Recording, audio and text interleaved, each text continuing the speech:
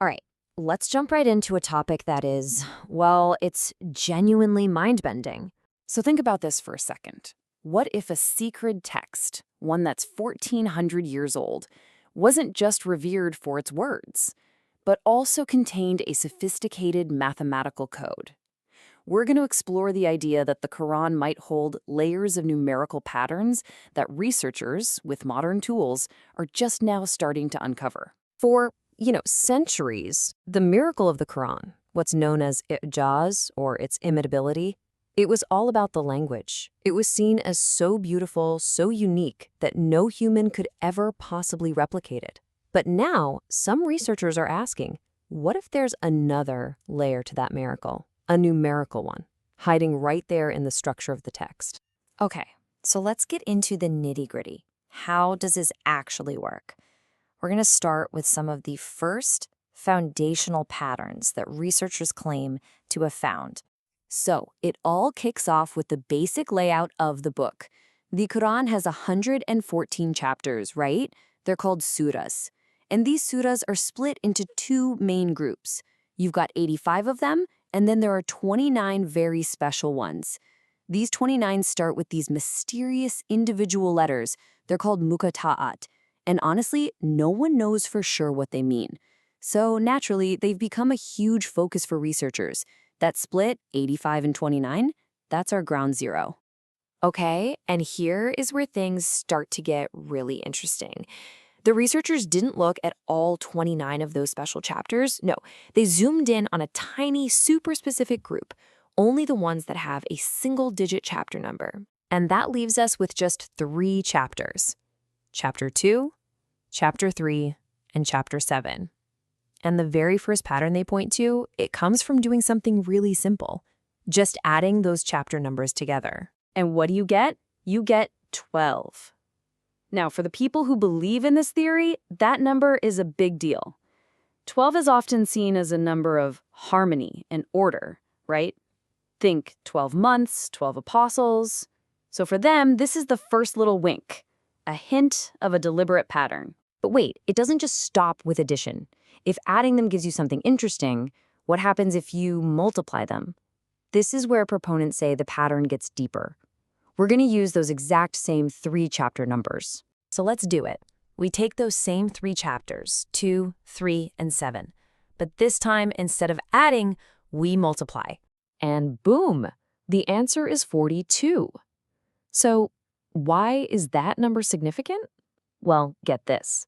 Chapter 42 is the exact chapter number of another one of those special muqatta chapters. It's like the math from one set of special chapters points you directly to another one on the map. All right, so we've seen addition and multiplication, but the rabbit hole supposedly goes deeper. Researchers claim there are even more intricate patterns, stuff that links the whole structure of the book together in surprising ways. So this next piece of the puzzle involves something that researchers call a quadratic echo. It sounds complicated, but stick with me. Remember that number from the very beginning, 29? The total number of those special chapters with the mystery letters? You're going to want to keep that number, 29, in your head. Okay, so here's how this quadratic echo works. You take the number 29 and you break it into its digits, a 2 and a 9. Then you square each one. So 2 squared is 4. 9 squared is 81. Now add them up. 4 plus 81 equals 85. And why does 85 matter? Because that is the exact chapter number of another surah, Surah Al-Buruj.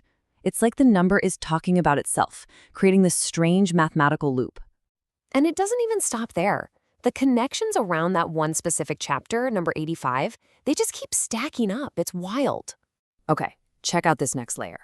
That chapter, number 85, it has exactly 22 verses. Now, for the researchers digging into this, the number 22 immediately brings something else to mind, the fraction 22/7. And what's that? It's the classic ancient approximation for pi, one of the most fundamental constants in the entire universe. And here's where it all comes full circle. Take the number of verses, 22. Now add the bottom number from that pi fraction, which is 7. What do you get? 22 plus 7 is 29.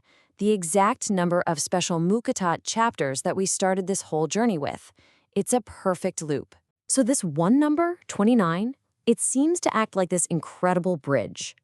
On one side, you have the internal structure of the Quran itself, the number of special chapters. And on the other side, it connects to a fundamental constant of mathematics, pi, and even, amazingly, to the rhythm of the cosmos, the roughly 29.5-day cycle of the moon. It's a pretty profound connection to claim. So, okay, we've seen some of these patterns, and you have to admit, they are pretty intricate. But what does it all mean? This is where we really get to the heart of the whole debate. And it really boils down to two completely opposite ways of looking at this. On one hand, you have the divine design argument. The idea here is that these patterns are way too complex, way too interconnected to just be random chance. They have to be a kind of divine signature. But then you have the other side, the human coincidence or apophenia argument. That's the idea that our brains are just wired to find patterns, literally everywhere. And if you have a big enough set of data, like a whole book, and you go looking for patterns, you're going to find them, especially if you get to pick and choose which numbers to use. And we have to be honest about the risks here, right? There are some serious criticisms of this kind of analysis. First, there's the danger of cherry picking, only highlighting the data that fits your theory and ignoring everything that doesn't. Then there's the question of whether it's even fair to apply modern math to a text from the 7th century. And maybe most importantly, there's a real concern that focusing so much on numbers could make us lose sight of the Quran's main purpose, its spiritual and moral guidance.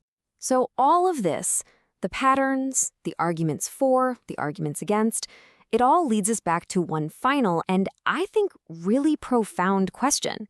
So when we find this kind of beautiful, almost mathematical order in an ancient text, does it point to a divine architect? Is it proof of a supernatural design, or does it point to something deep inside of us, our powerful, innate human drive to find order and meaning in absolutely everything?